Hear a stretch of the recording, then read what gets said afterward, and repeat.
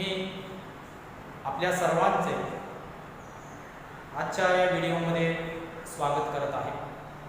तर विद्यार्थी मित्रांनो, आज आपल्याला इयत्ता 8वी विषय मराठी या पाठ्यपुस्तकात तिसरी कविता प्रभात याबद्दल अधिक चर्चा करावयाची आहे।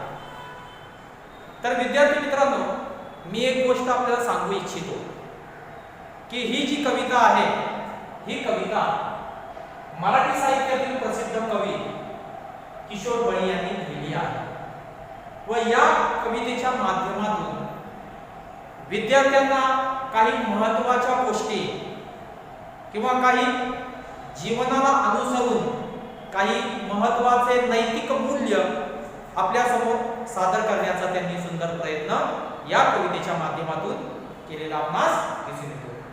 तर विद्यार्थी मित्रांनो, या कवितेद्वारे त्यांनी काही महत्त्वाच्या गोष्टी सुद्धा तुमच्या समोर सादर केलेल्या आहेत, ज्या विद्यार्थी जीवनाशी खूपच निगडीत आहेत। त्याच्यामध्ये पहिला आहे ज्ञानाचं महत्त्व, दुसरा आहे कलागुणांची जोपासना।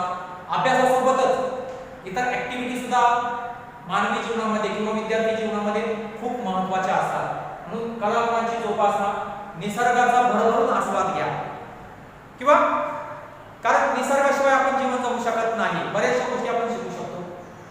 भेदभाव विसरून एकोपा निर्माण करणे ही फार महत्त्वाची गरज आहे, काळाची गरज। तर त्यावर सुद्धा थोडक्यात प्रकाश टाकण्याचा प्रयत्न केलेला आहे। आणि पाचवा सगळ्यात महत्त्वाचा मुद्दा म्हणजे ज्ञान देणारा सर्वात महत्त्वाचा जो घटक आहे गुरु।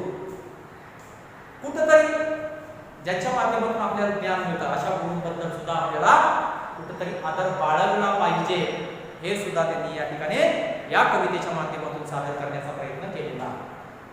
तर आपण त्याच्याबद्दल त्या ठिकाणी चर्चा करूया। विद्यार्थी मित्रांनो, ही कविता क्रमांक 3 प्रभात या कवितेच्या माध्यमातून कवी काय म्हणतायत पहा।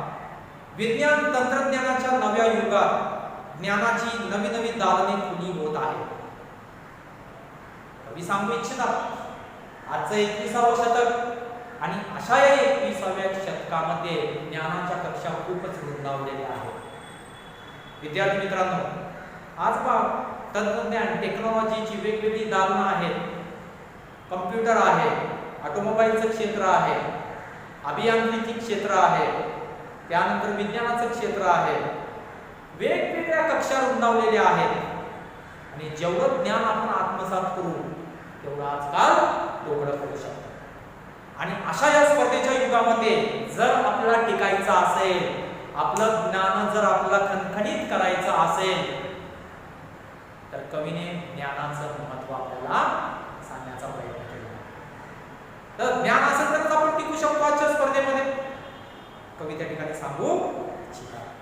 नव्या पिढीला कलागुणांच्या विकासाच्या नव्या संधी मिळत आहेत। अभ्यासासोबतच आपल्याला इतर सुद्धा क्षेत्रामध्ये विद्यार्थी मित्रांनो पुढे जायला हवं। नाटक असेल, सिनेमा असेल, ऍक्टिंग असेल किंवा वक्तृत्व विभाग असेल किंवा खेळाचं क्षेत्र असेल, प्रत्येक क्षेत्रामध्ये विद्यार्थी मित्रांनो तुम्ही सहभाग नोंदवा, सहभाग घ्या आणि पुढे जाण्याचा त्या ठिकाणी प्रयत्न करा। कवी सांगतायत अशा आश्वासक वातावरणात भेदभाव विसरून देशाला प्रगतीपथावर नेण्याच्या नव्या वाटा शोधण्याचे आवाहन कवी या कवितेतून करत आहेत। एक गोष्ट लक्षात ठेवा विद्यार्थी मित्रांनो, कवी किशोर बळी यांनी ही कविता लिहिलेली आहे। त्यांचा कविता लिहिण्याचा पाठीमागचा दृष्टिकोन समजून घ्या। अभ्यास तर आपल्याला करायचाच आहे, ज्ञान तर आपल्या सर्वांना हवंच आहे, पण त्यासोबत एक चांगलं व्यक्तिमत्व सुद्धा आपल्याला हवं। कारण आदर्श समाजाची रचना करायची असेल तर चांगल्या व्यक्तिमत्वाची आवश्यकता आहे। चांगलं व्यक्तिमत्व हवं असेल तर चांगले गुण आपल्या जवळ असले पाहिजे। आणि हे चांगले गुण आपण कधी शिकू शकतो? विद्यार्थी दशेमध्ये। म्हणून कवीने विद्यार्थी दशे किंवा विद्यार्थी जीवनाशी निगडीत महत्त्वाच्या गोष्टींवर किंवा पैलूंवर प्रकाश टाकण्याचा या ठिकाणी प्रयत्न केलेला आहे। प्रस्तुत प्रस्तुत कविता किशोर फेब्रुवारी 2017 या मासिकातून घेतली आहे. म्हणून विद्यार्थी मित्रांनो, मी अगोदरच आपल्याला सांगू इच्छितो की ही कविता खूपच महत्त्वाची आहे. म्हणून या कवितेला सकारात्मक त्या ठिकाणी शीर्षक दिलेलं आपल्याला दिसते तो प्रभात.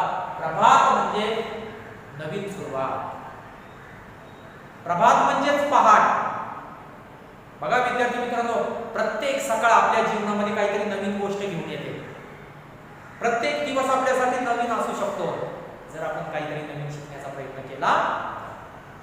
आणि जेवढं ज्ञान, जेवढं तुम्ही दररोज नवीन शिकाल तेवढं तुमचं व्यक्तिमत्व हे आकर्षक होईल. तेवढं तुमचं व्यक्तिमत्व हे त्या ठिकाणी काय होईल, फुलेल. आणि खऱ्या अर्थाने तुम्ही जीवनामध्ये यशस्वी होऊ शकाल. म्हणून विद्यार्थी मित्रांनो, जेवढं शिकता येईल तेवढं शिका. जेवढं वाचता येईल, वेगवेगळ्या क्षेत्रामध्ये वेगवेगळ्या स्पर्धांमध्ये भाग घ्या. कारण आपल्याला अष्टपैलू व्यक्तिमत्वाची गरज आहे. आणि तुम्ही जर ज्ञानाच्या कक्षा रुंदावल्या, जास्तीत जास्त ज्ञान घेतलं तर तुमच्या ज्ञानाचा फायदा आपल्या भारत देशाला होईल. आणि आपला भारत देश जो आहे 21व्या शतकामध्ये त्या ठिकाणी प्रगतीपथावर, कारण तुमच्या ज्ञानाचा उपयोग आपल्या भारत देशाला होणार. म्हणून कवी काय म्हणतायत ते पहा. हे ज्ञानाचे तेज पसरले नव्या युगाच्या नावात. कारण आजच्या या युगामध्ये ज्ञानाशिवाय किंमत नाही. म्हणून इंग्रजीमध्ये म्हणतात नॉलेज इज अ पॉवर. ज्ञान असेल तरच आपण टिकू. म्हणून त्या ठिकाणी कवी म्हणतायत की आपल्याला एवढं ज्ञान घेतलं पाहिजे, एवढं ज्ञान घेतलं पाहिजे, एवढ्या सगळ्या विषयाचा तुम्हाला अभ्यास करायला हवा ज्याच्या माध्यमातून सगळीकडे ज्ञानाचं तेज त्या ठिकाणी असेल. आणि त्या तेजामध्ये तुमचं सुद्धा योगदान खूप महत्त्वाचं असणार आहे. जेणेकरून दिग्दिगंत आकाशामध्ये चोहीकडे कशाचा प्रकाश पडेल, कशाचं तेज पसरलेलं तुम्हाला दिसेल, ज्ञानाचं तेज. म्हणून खूप महत्त्वाचा विषय कवी आपल्या समोर घेऊन आलेले आहे. कलागुणांच्या क्षितिजावरती ही प्रतिभेची प्रभा. कलागुणांची जोपासना करणे खूप महत्त्वाचं आहे. मी अगोदर सांगितलेलं आहे, नुसतं पुस्तकातील ज्ञान घेऊन आपण आजच्या स्पर्धेमध्ये टिकू शकत नाही. यासाठी आपल्याला इतर क्षेत्रांमधील सुद्धा ज्ञान खूप गरजेचं आहे विद्यार्थी मित्रांनो. कारण याच्यामुळेच आपण काय करू शकतो, स्पर्धेमध्ये टिकू शकतो. म्हणून या क्षितिजावर जर तुम्हाला टिकायचं असेल तर इतर कलागुणांची तुम्हाला जोपासना केली पाहिजे. मग खेळाचं क्षेत्र असेल, वक्तृत्व स्पर्धेचं क्षेत्र असेल, तुम्ही सायन्स एक्झिबिशन मध्ये पार्ट घेऊ शकता, तुम्ही कविता लेख लिहू शकता, जर्नलिझमचं त्या ठिकाणी क्षेत्र आहे. कितीतरी क्षेत्र तुमच्या समोर हात पसरून उभे स्वागत करतायत. पण त्यासाठी आपण केपेबल, सक्षम असायला. म्हणून कवी म्हणतायत की ज्ञानाच्या या क्षितिजावरती त्या ठिकाणी तुम्हाला कलागुणांची जोपासना तुमच्यामध्ये होणं खूप आवश्यक आहे. त्यासाठी तुम्हाला प्रयत्न करणं खूप गरजेचं आहे. क्षितिज म्हणजे आकाश पृथ्वीला टेकले आहे असे दिसणारी भासमान रेषा. भासमान म्हणजे काल्पनिक. विद्यार्थी मित्र, तुम्ही दूर पहा. दूर पाहिल्यानंतर आपणास दिसेल की ज्या ठिकाणी आकाश आणि पृथ्वी टेकलेली आहे. पण असं असू शकत नाही, फक्त कल्पना करू शकतो. ताशी ज्ञानाची कक्षा रुंदावलेली आहे. आणि अशा या कलागुणांच्या माध्यमातून, ज्ञानाच्या माध्यमातून आपण प्रतिभेची नवी प्रभा, नवी पहाट त्या ठिकाणी निर्माण करू शकतो. प्रतिभा म्हणजे प्रत्येक व्यक्तीमध्ये असणारी विद्वत्ता, शहाणपण, ज्यालाच आपण ज्ञान असं सुद्धा म्हणू शकतो.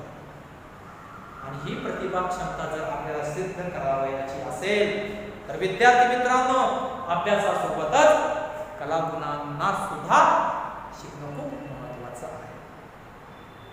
म्हणून कवी सांगू इच्छितात की या ठिकाणी कलागुणांना महत्त्व द्या.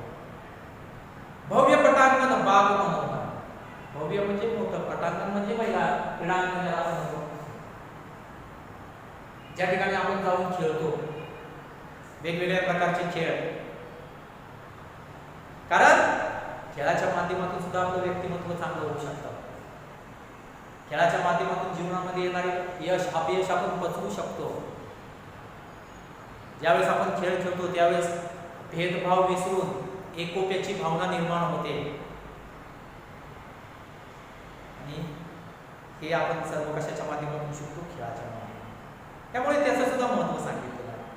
बाग मनोहर, बाग म्हणजे बगीचा गार्डन, मनोहर म्हणजे मनाला आकर्षित करणार, मनोहर म्हणजे मनाला आकर्षित करणार, सुंदर. बघा बाग बगीच्यामध्ये गेल्यानंतर वेगवेगळ्या प्रकारची फुलं फुललेली दिसतात, एक वेगळं वातावरण त्या ठिकाणी आपल्याला दिसून येईल आणि बागेमध्ये गेल्यानंतर एक सुगंध तुम्हाला दिसेल. मग आपलं व्यक्तिमत्व सुद्धा त्या फुलाप्रमाणे सुगंधित असायला हवं, ज्यामुळे चार लोक, समाजातील चार माणसं आपल्याकडे, आपल्या व्यक्तिमत्वाकडे त्या ठिकाणी आकर्षित होऊ शकते. फुलापाखरांचे जग सुंदर, निरीक्षण क्षमता असली पाहिजे. विद्यार्थी मित्रांनो लक्षात ठेवा, निरीक्षण क्षमता असेल तरच आपण त्या ठिकाणी बारकावे शोधू शकतो. आणि ही निरीक्षण क्षमता कशाच्या माध्यमातून आपल्याला शिकायला मिळेल? अभ्यासात असताना आपण कितीतरी शास्त्रज्ञांची माहिती घेतलेली आहे. न्यूटन बद्दल माहिती आपल्याला असेलच. गुरुत्वाकर्षणाचा सिद्धांत, फळ न्यूटनने पाहिलं, फळ झाडावरून खाली पडतं, हे सर्वांनी पाहिले. पण प्रश्न कोणाच्या मनामध्ये निर्माण झाला? न्यूटनच्या मनामध्ये, की बाबा झाडाचं फळ खालीच का पडतं? विचाराला चालना मिळाली आणि त्यातून गुरुत्वाकर्षण, ग्रॅव्हिटेशन चा नवा सिद्धांत आपल्यासमोर आला. म्हणून विद्यार्थी मित्रांनो, सूक्ष्म निरीक्षण, शार्प ऑब्झर्वेशन, ही निरीक्षण क्षमता सुद्धा निसर्गाच्या माध्यमातून आपल्याला शिकायला मिळते. म्हणजे फुलापाखरांचे जग सुंदर, ते सुद्धा तुम्ही काय करू शकता? निहाळू शकता, पाहू शकता. आपुलकीचा सुवास पसरे मनामनातून ते निरंतर. निसर्गामध्ये हसा, खेळा, बागडा, कारण निसर्गाला भेदभाव मान्य नाही. निसर्गासमोर सर्व एकसारखे आहेत. ज्यावेळेस आपण हे शिकू त्यावेळेस सर्व भेदभाव नष्ट होऊन, बरोबर आहे, आपुलकी, प्रेम, जिव्हाळा, एकोपा निर्माण होईल आणि खऱ्या अर्थाने आपण माणूस म्हणून त्या ठिकाणी काय होऊ शकतो? नाव कमावू शकतो. आणि ती काळाची गरज आहे विद्यार्थी मित्रांनो. मनामनातून इथे निरंतर सुवास म्हणजे सुगंध पसरे. कोणता? आपुलकी, जिव्हाळा, प्रेम, एकोपा. गुरुजनांची अमूल्य शिकवण या स्पर्धेच्या युगात, टुडे जे कॉम्पिटिटिव्ह एज, आणि अशा या स्पर्धेच्या युगामध्ये जर विद्यार्थी मित्रांनो आपल्याला किंवा तुम्हाला टिकायचं असेल तर आपलं नाणं खणखणीत असलं पाहिजे.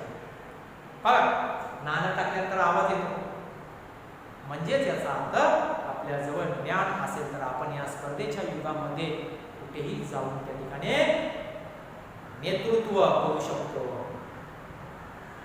आपलं व्यक्तिमत्व काय हे जगाला दाखवून देऊ शकतो. म्हणून ज्ञानाची ताकद आपल्याजवळ असलीच पाहिजे. आणि हे ज्ञान आपल्याला कोण देऊ शकतात? शाळेतील शिक्षक. त्याच्याबद्दल आपल्या मनामध्ये नितांत आदर भावना असली पाहिजे विद्यार्थी मित्रांनो. कारण ज्ञान कोणाच्या माध्यमातून मिळेल? आपल्याला मिळेल गुरुजनांच्या माध्यमातून. म्हणून गुरुजनांनी सांगितलेली अमूल्य शिकवण, त्यांचा अमूल्य ठेवा कायमस्वरूपी आपण लक्षात ठेवला पाहिजे आणि त्या शिकवणीला अनुसरून आपण जीवन जगण्याचा प्रयत्न केला पाहिजे. तर आपण जीवनामध्ये यशस्वी होऊ शकतो. कोण म्हणतायत? कवी म्हणतायत, कलागुणांच्या क्षितिजावरती ही प्रतिभेची प्रभा. विद्यार्थी मित्रांनो, यासाठी ज्ञानासोबत कलागुणांची सुद्धा जोपासना करायला शिका. तरच खऱ्या अर्थाने आपण एक अष्टपैलू व्यक्तिमत्व निर्माण करू शकतो आणि खऱ्या अर्थाने जगामध्ये यशस्वी होऊ शकतो. या स्पर्धेच्या युगामध्ये होऊ शकतो. म्हणून या कवितेला कोणतं टायटल, शीर्षक दिलेलं आहे? प्रभात. अशा प्रकारचं एक शीर्षक दिलेलं आहे. म्हणून ज्ञानाचं महत्त्व विद्यार्थी मित्रांनो आपल्याला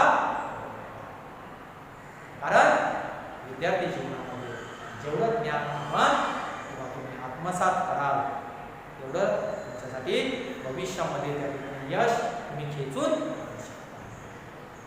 यानंतरचा पाठ्यांश आपण पुढच्या व्हिडिओमध्ये पाहू.